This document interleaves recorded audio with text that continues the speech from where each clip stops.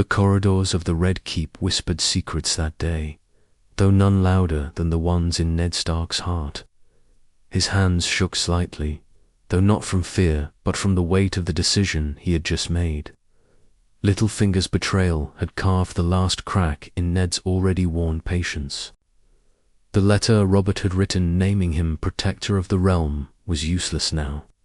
Cersei had burned it figuratively and possibly literally. He stood in the Tower of the Hand, staring out over King's Landing, a city more filled with vipers than men.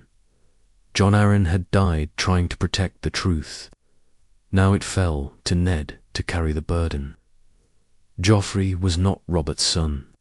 That truth was afire, and Ned was done playing with it like it wouldn't burn.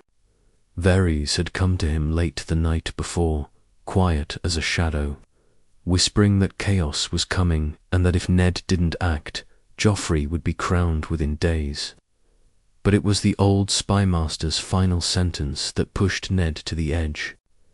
You don't win this game by playing fair, Lord Stark. You survive it by removing the pieces altogether. That's when Ned made the impossible choice. The next morning, under a veil of secrecy, he summoned the Grand Maester, said Barista, and 2 of his remaining Northmen Tomard and Hally's Malin.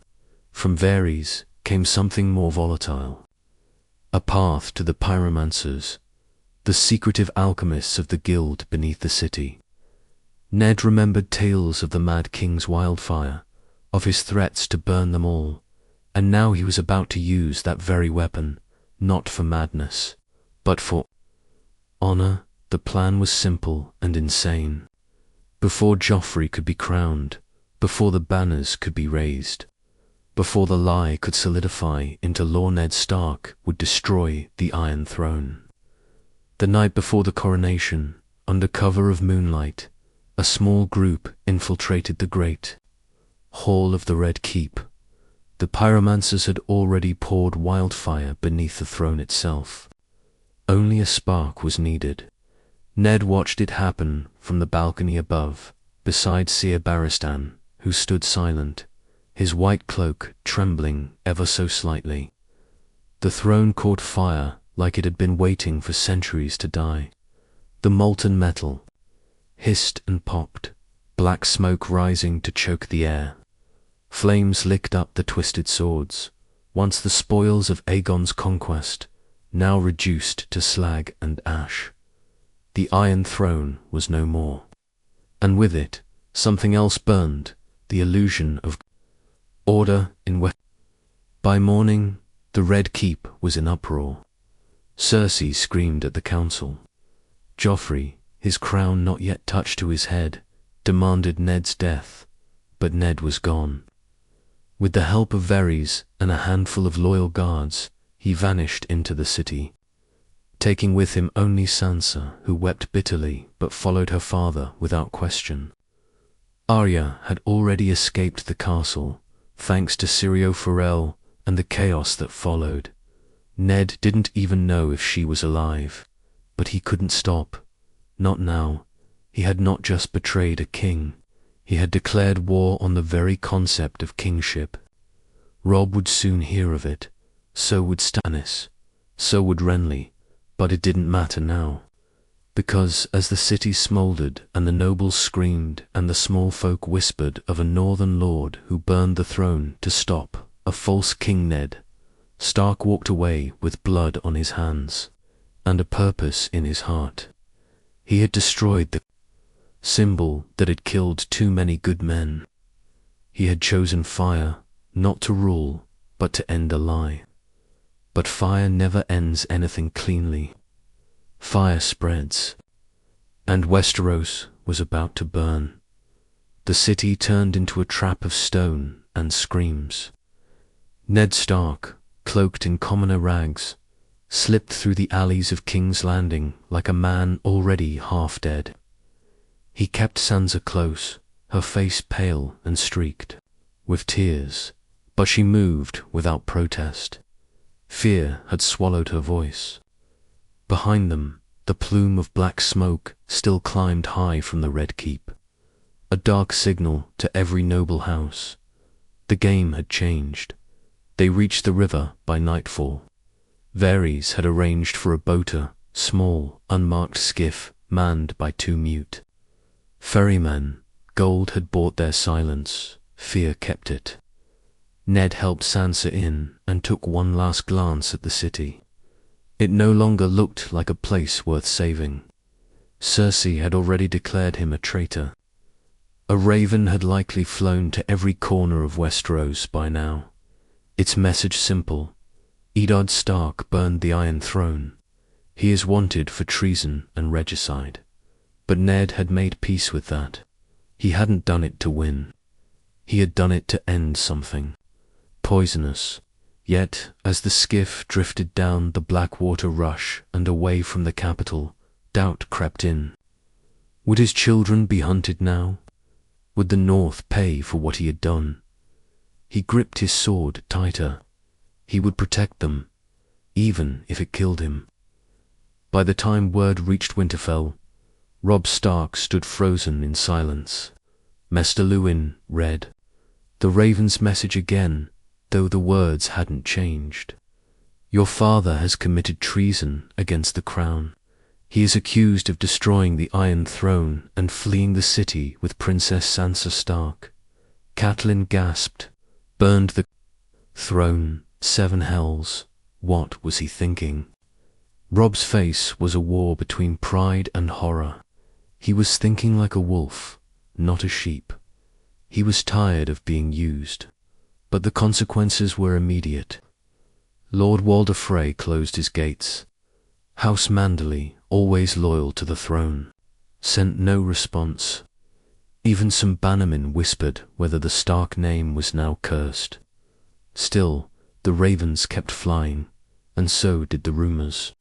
Some claimed Ned had gone mad like the Targaryens, that the Northern honor had finally snapped.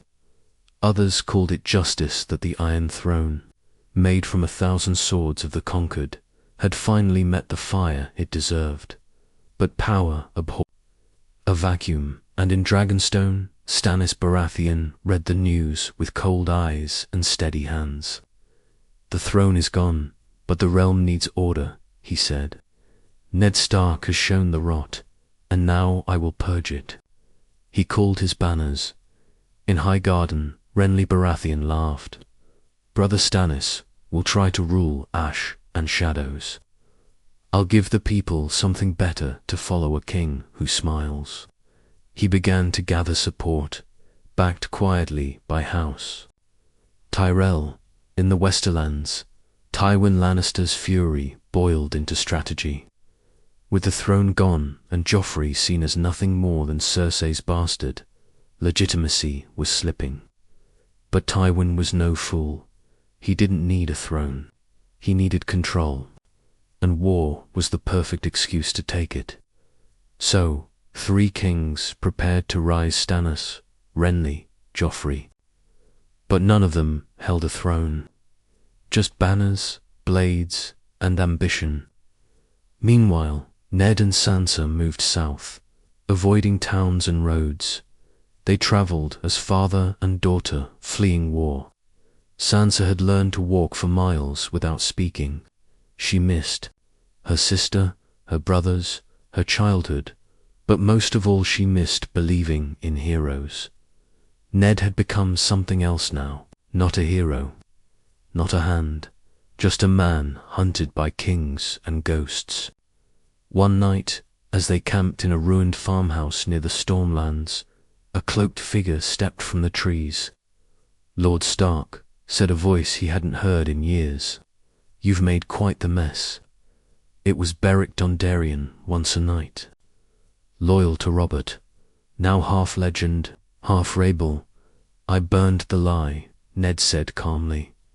Beric gave a grim smile. And the fire's still spreading. But there's something you should know. The people, some are calling you the breaker of chains. They say you destroyed the throne to free them. Ned raised a brow. I didn't do it for them. Beric chuckled. Doesn't matter, they believe it. And that was when Ned Stark understood he hadn't just fled the game, he had become the first man to ever break it. But the game doesn't end without a fight. The news travelled across the narrow sea like a ghost riding the wind. In Carth, in taverns of Lys, in slaver alleys of Astapor, whispers passed between merchants, sellswords, and spies alike. The Iron Throne had been destroyed, not stolen, not usurped, burned, when the rumours finally reached Daenerys Stormborn in the crumbling city of Carth. She stared into the flames for hours, as if they would speak. Ser Jorah stood beside her, quiet. "So, the throne is no more," she said at last. Her voice wasn't triumphant. It was distant, uncertain. A Stark destroyed it. Eddard Stark, Jorah confirmed. Protector of the realm, once. Said to be an honourable man. She looked at him sharply. Then why would an honourable man burn the very symbol of order? Jorah hesitated. Maybe he saw what you've seen. That it wasn't order. It was a cage. A lie made of steel and fear. Dany turned back to the fire, her mind spinning. For so long, her journey had been defined by one dream: to sit the Iron Throne, to reclaim what was stolen from her family. But now it was gone, burned to ash. Strangely, she didn't feel angry. She felt free. "No throne," she whispered. "Then we build something better, not out of swords, but something that cannot be melted." Behind her, the dragons stirred. Sensing her change, the fire had not destroyed her dream, had reforged it. She would still come to Westeros, but not to claim the ashes, to change everything. In Westeros, the fires of war began to ignite faster than anyone could stamp them. Out, Stannis Baratheon moved swiftly. With Melisandre at his side, he declared himself the only true king now that the throne had been desecrated. His banners bore the flaming heart of Rhaelora, and his soldiers whispered of a destiny chosen by fire. He sent letters far and wide, naming Joffrey a bastard, and Ned Stark a madman, but also a necessary evil. Ned Stark exposed the lie. Stannis declared to his bannermen, "But only I can restore justice." And the lords listened, some out of fear, others because they saw the opportunity. In the north, Robb Stark refused to kneel. "They called my father a traitor for destroying a lie," he shouted at a gathering of northern lords.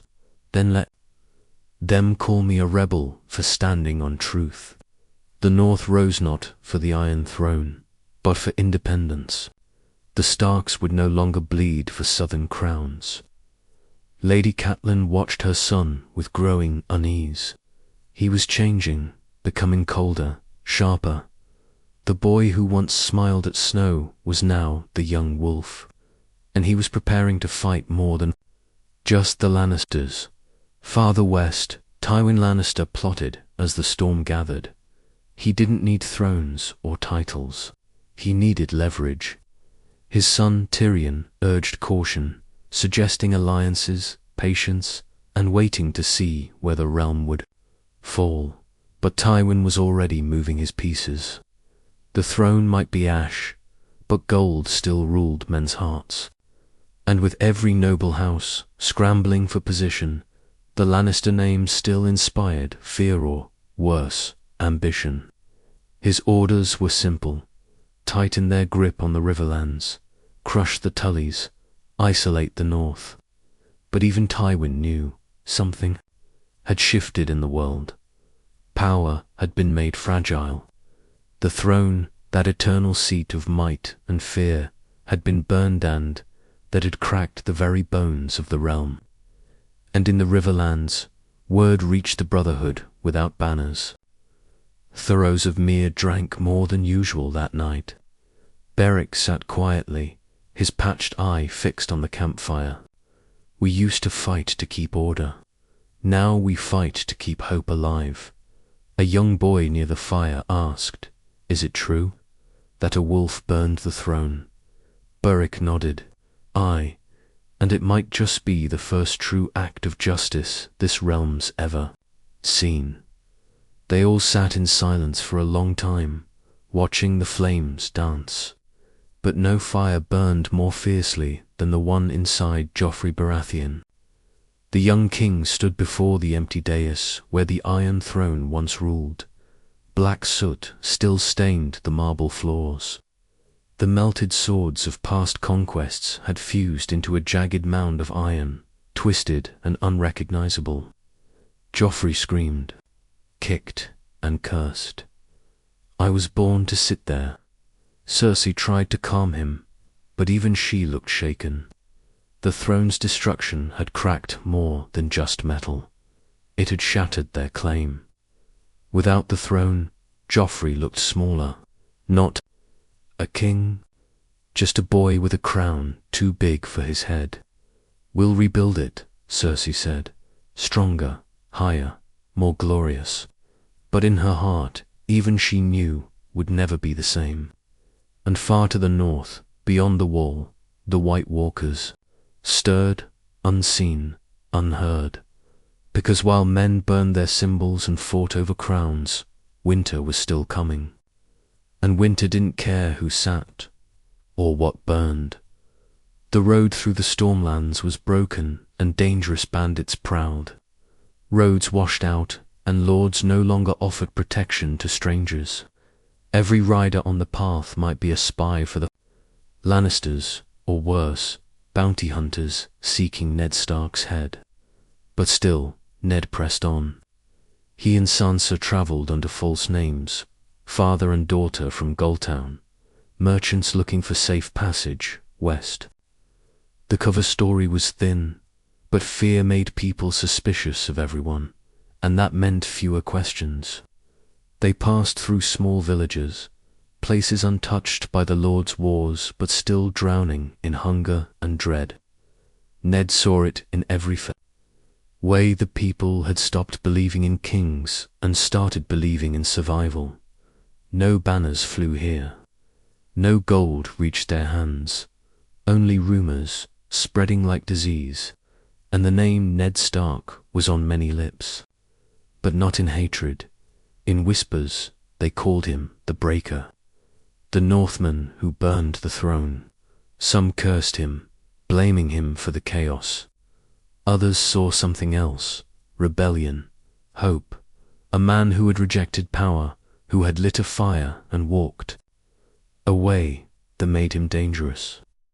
One night, as they camped near the ruins of an old sept, a group of riders approached under moonlight. Ned readied his sword, pushing Sansa behind him, but the riders held no blades. Their leader dismounted and pulled back his hood. It was Howland Reed. Ned stared for a long moment before stepping forward.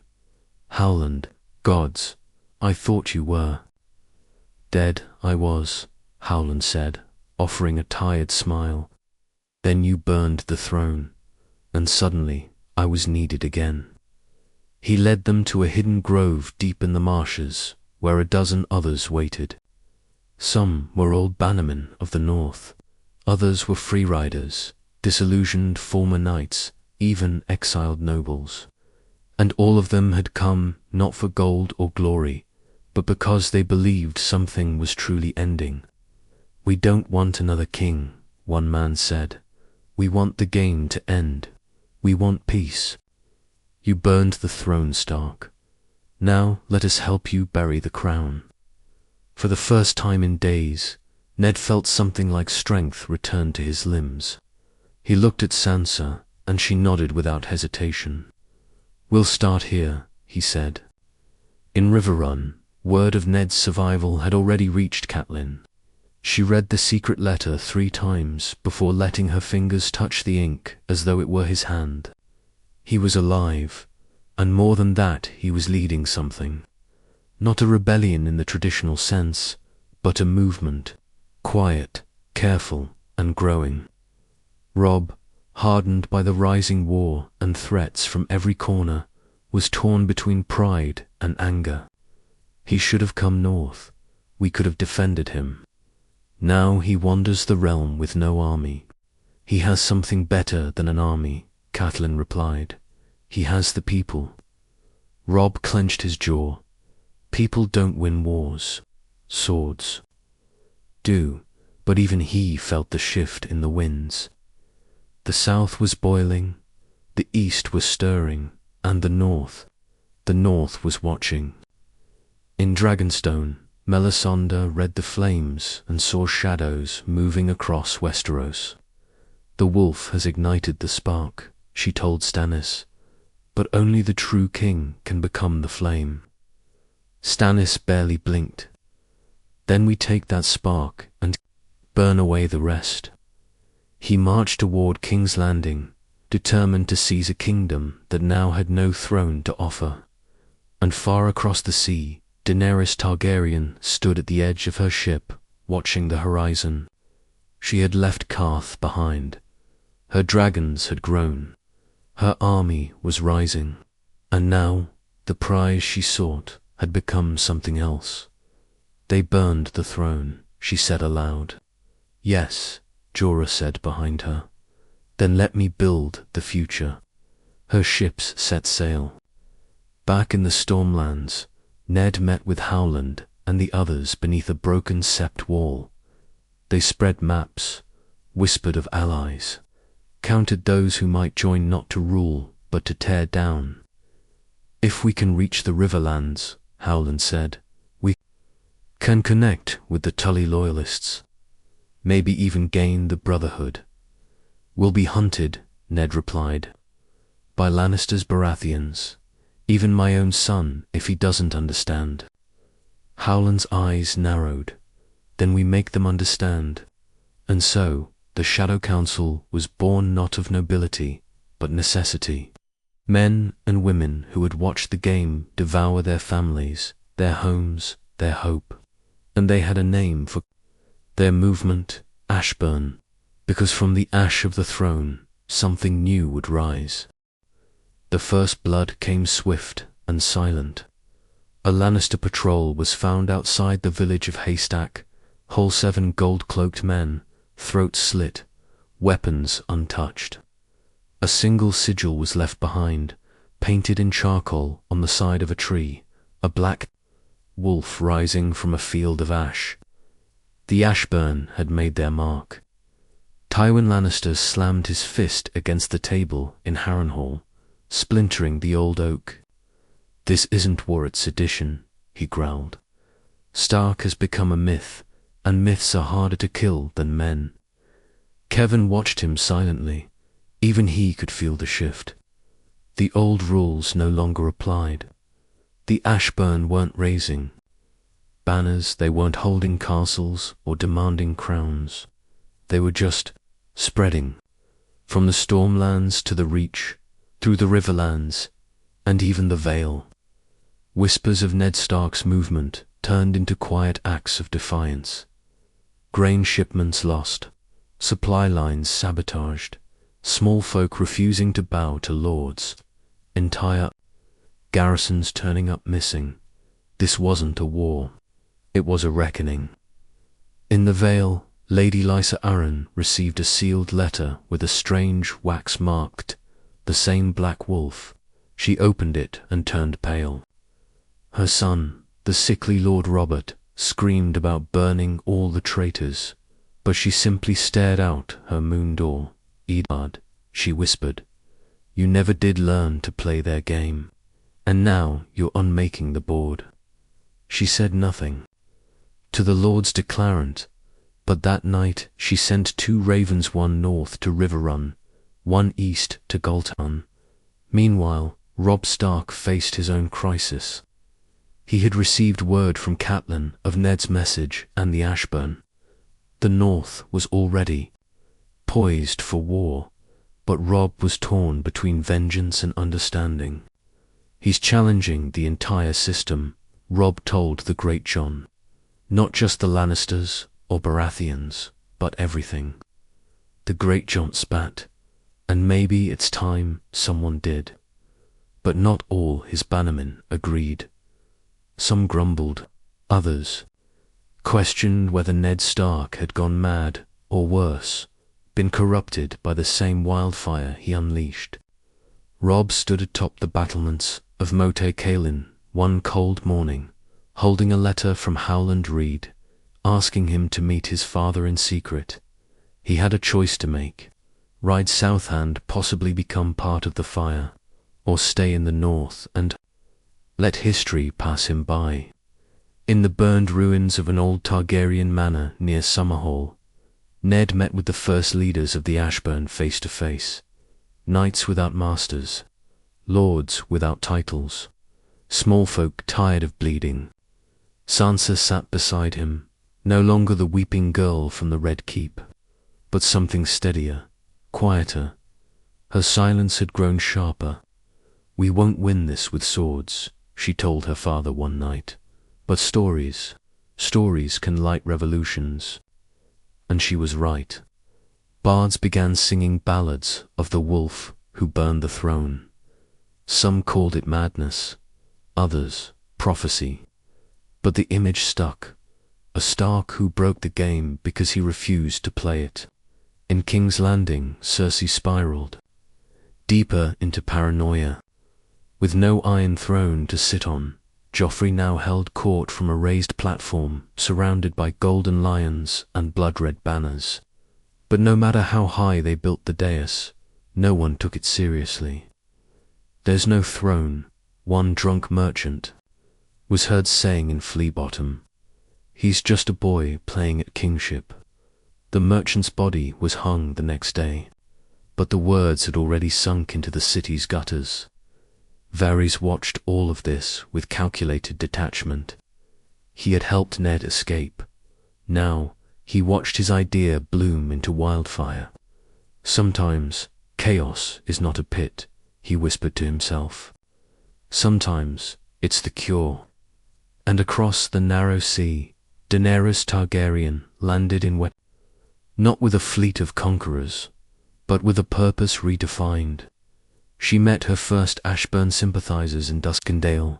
They told her what Ned had done, why he did it, and how the people saw him now. "He doesn't want a throne," one woman said. "He wants the world to stop pretending the game was ever fair." Dany felt something shift inside her again. Maybe she wasn't here to reclaim the realm. Maybe she was here to rebuild it.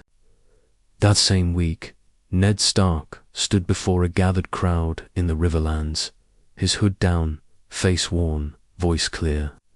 "We were all born into this game," he said. "A game built on blood, lies, and steel. I played it, I lost. And I saw what sits." At the center a chair made of pain. He looked out over them. Farmers, ex-soldiers, broken nobles, bastards, orphans. "I burn the throne," he said. "Now I ask you to burn the need for one." The silence afterward wasn't empty. It was full of belief.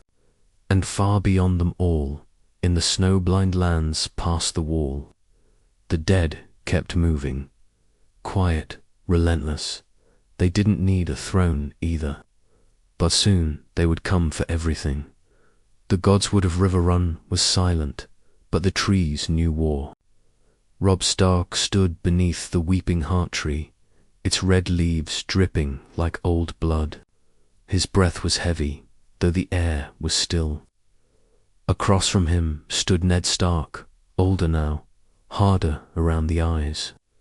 No longer a lord of Winterfell, no longer a hand-just a man who set the world on fire and walked through the smoke. "You burned the throne," Robb said, as if saying it aloud would make it real. "I did," Ned answered. No apology, no regret. "And now they're calling you savior," Robb scoffed. "While I raise swords and bury friends." Ned looked at his son not with pride, nor sorrow, but something heavier. "I didn't do this to be a hero. I did it because I saw what happens when men worship power. I saw your grandfather burned alive. I saw your uncle strangled by his armor.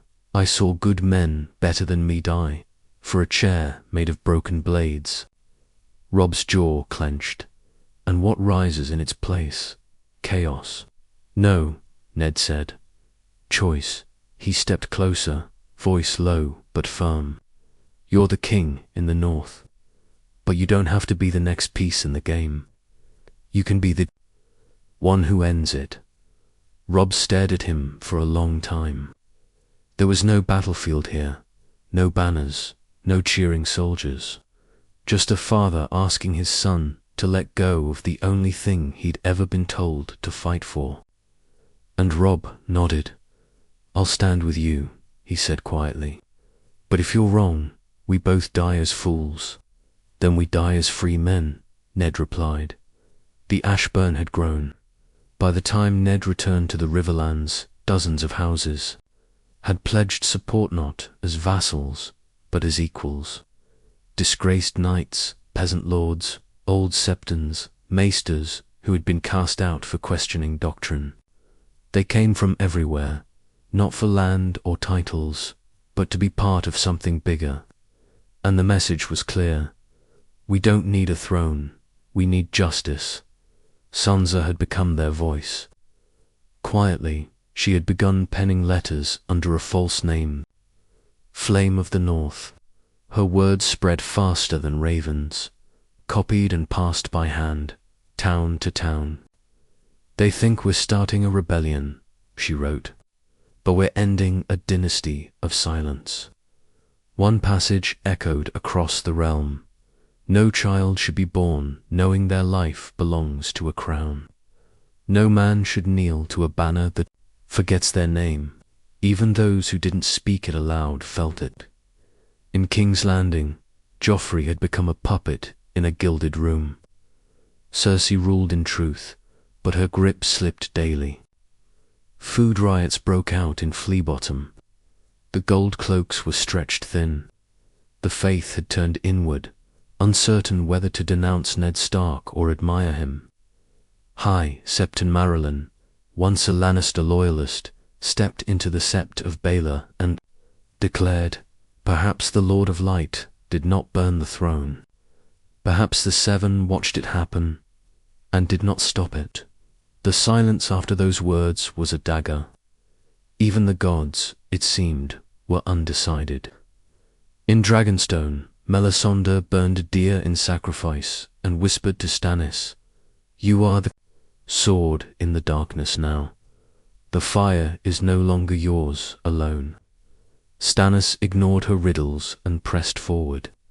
Ned Stark can gather ghosts and ashes all he wants, but the realm needs order, and I will be that order.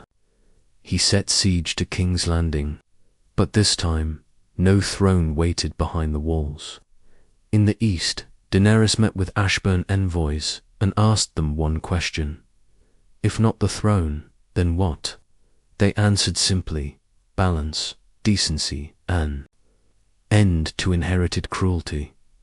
She listened, and for the first time, she questioned what kind of queen she was meant to be. By now, the Ashburn had sent ravens to every great house. House Martell responded first. A simple letter, sealed with the sun and spear. We remember what kings took from us. We'll take no more. House Greyjoy laughed, but even they watched. House Tarly denounced it all as treason, but his sons had already fled to join Ned. And in the north, at the edge of the world, Jon Snow received a letter from his sister. A world is being born, she wrote, but only if the old one dies. He looked north to the wall, because that old world, merciless and ancient, was still coming, and it cared nothing for thrones or flames. The wind beyond the wall didn't howl, it screamed. Jon Snow stood atop the battlements of Castle Black, his eyes fixed on the frozen horizon. Ghost sat silently beside him, fur bristling, nose twitching with unease. The letters from the south weighed heavy in Jon's mind. One from Sam, filled with panic and urgency about what stirred in the darkness. One from Sansa, laced with hope and fire. Father burned the throne. He is building something better. But none of it matters if we don't survive what's coming. The Night's Watch had dwindled to shadows of what it once was. Fewer than 200 black brothers now stood between the realm and what marched in silence. No king had sent aid. No banners had come. The North had its own battles. The South was at war with itself. And Jon was alone, but he'd known this was coming. He had seen the eyes in the dark. He had felt the cold in his soul. The White Walkers had waited long enough. Now they moved. In the Riverlands, the Ashburn prepared for a different kind of battle. Their movement had spread faster than even Ned anticipated. Dozens of minor lords, old maesters, and even silent sisters had pledged to the cause. They did not swear oaths. They signed agreements, not for power, but for reform. "We don't need kings," Ned said to them one evening. "We need guardians, councils, balance, something no man can claim as inheritance." Some argued. Others feared it was too much, too fast. But Sansa stood and spoke calmly. Every kingdom built on cruelty must fall. And if it must fall in flame and ash, so be it. The fire in her voice surprised even her father. Daenerys arrived in Westeros, not with a crown, but with a question. She met with Ned in the fields beyond Maidenpool. No thrones, no banners, just two survivors of old worlds staring into the future. "You burned the throne," she said. "I was raised to claim it." "I know," Ned replied, "but what you do next, that's yours alone." She looked out at the people who followed her unsullied, former slaves, freedmen who had no love for lords or lineage. "What if I want to build something better?" she asked. Ned nodded. "Then we may finally be on the same side." But not all believed in peace. Tywin Lannister had died from an unexpected fever weeks earlier. Whispered poison. Cersei blamed the Ashburn. Joffrey descended deeper into madness, ordering executions for even the smallest defiance. His court had shrunk to sycophants and cutthroats. The city boiled, and outside its walls, Stannis Baratheon arrived with fire and steel. He offered the city one chance: submit or burn. But King's Landing was not his to win.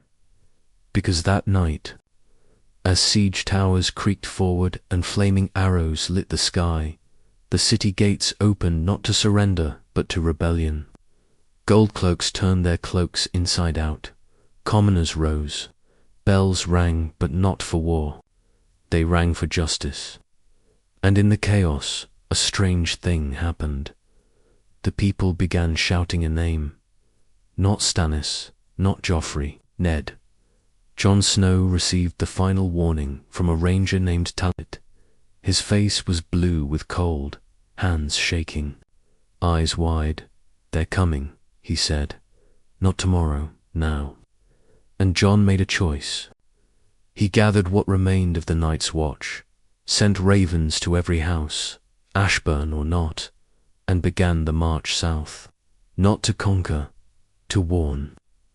He crossed into the north, into wildling lands, where Tormund Jonspane joined him. "You'll need more than Night's Watch rags to stop what walks," Tormund said. "You'll need fire, you'll need wolves." And so, the old enemy became the first ally. Back in the south, the Ashburn made their final push. They had no castles to siege, no thrones to take. What they had was momentum and the people. Small folk rose in every corner. Men who had never held a sword struck down knights in the name of ending the game. Former sellswords became protectors. Daughters of lords denounced their titles. They didn't fight for gold. They fought because they had finally seen the lie, and they wanted it gone. And on the winds of the storm, a raven reached Ned Stark's hands. It was short, 7 words. The dead are marching, the wall is gone. Ned lowered the letter slowly, then turned to his followers. Everything we've built, everything we've bled for, he said quietly, means nothing if we let the dark take it all. Sansa stood beside him, Daenerys behind, Robb in the north, Jon riding south with death on his heels. It was no longer about kings or thrones. It was about survival. And what came after? The cold came faster than they thought it would. It rolled down from the shattered wall like a silent flood, swallowing villages, forests, rivers, everything. Snowstorms carried whispers of the dead. Farmers vanished. Nights grew longer. Ravens flew and never returned. Even the dragons grew uneasy in Daenerys' presence, pacing restlessly, their wings twitching at the scent of something wrong. By the time Jon Snow reached Winterfell, with what was left of the Night's Watch and wildling forces, the North was already preparing for its last stand. Robb met him at the gates, face pale, jaw clenched. "Tell me it's a rumor," he said. Jon dismounted, shaking his head slowly. "No rumor, just death." Inside, they spoke of battle lines, fire, trenches, dragonglass, and desperate plans. But they all knew this wasn't war. This was extinction. In the Riverlands, Ned Stark looked over a map of Westeros 1, drawn before his movement began, before the Ashburn became real, before he burned the throne. He touched the corners of it like a man tracing memories. "We built this to stop the game," he told Sansa, "but we may have to save it, just to destroy it properly later." Sansa nodded. "Then we survive first, justice after." Daenerys arrived a day later, her dragons overhead casting burning shadows that sent crows fleeing from trees. She knelt before no one, but she stood beside everyone. "The dead are not politics," she said. "They are finality. We must give the world something to live for." And so the Ashburn marched north, not to conquer, to protect. They called it the last assembly. Every house, great and minor, loyalist and rebels and representative. In a frostbitten field outside Moat Cailin, banners stood side by side. Stark, Targaryen, Tully, Martell, even Baratheon, begrudgingly, under Stannis' grim banner. There was no throne, no dais, just a fire pit in the center, and men and women with no more time to lie. Jon Snow stood and spoke first. "They're not a myth," he said. "They're not a northern tale. I saw them. I killed them. I died to them." The silence that followed was deeper than snowdrift. Then Daenerys spoke. "I was born to rule Westeros. I believed I'd take the throne with fire and blood. But fire alone cannot hold the night." Finally, Ned stepped forward, cloaked in Ashburn grey. "You've fought over who should rule," he said. "You've broken the realm for your names, your sons, your banners. Now it's time to fight for those with no name, no banners, just breath." He looked at them all, hardened and weathered by years of war and lies. "We stand together or we die alone. And if we survive, we rebuild from ashes with truth." The Battle of Winter's dawn began before the sun rose. The Night King brought silence. No battle cries, no shouts. Just wind, ice, and 1,000 dead eyes. Dragons roared. Fires burned. Wildlings screamed. Ashburn warriors fought beside knights who once would have spat on them. Lords died, shielding orphans. Bastards led charges. Jon Snow and the Night King met beneath the shattered weirwood tree. Steel met frost, life met death, and far above them, Daenerys fell from the sky. Her dragon struck, bleeding fire. She landed hard, bones shattered. But still, she crawled through the snow, dragging herself toward the fire pit they'd built as a last defense. With trembling fingers, she dropped the last vial of wildfire into the coals. The explosion lit the sky green. The Night King turned distracted. For a single breath, Jon drove dragon glass through his heart. The White Walkers shattered like glass. The dead fell still, and the snow stopped. When the sun rose, it cast golden light over ruin. Winterfell stood barely. Thousands lay dead. But the realm lived, and in the days that followed, something new began. There was no new king crowned. Instead, the Ashburn gathered all Savage Lords, small folk, fighters, healers, and formed the first free council of Westeros. A council of representatives, not rulers. No man or woman would inherit power again. It would be earned, shared, checked.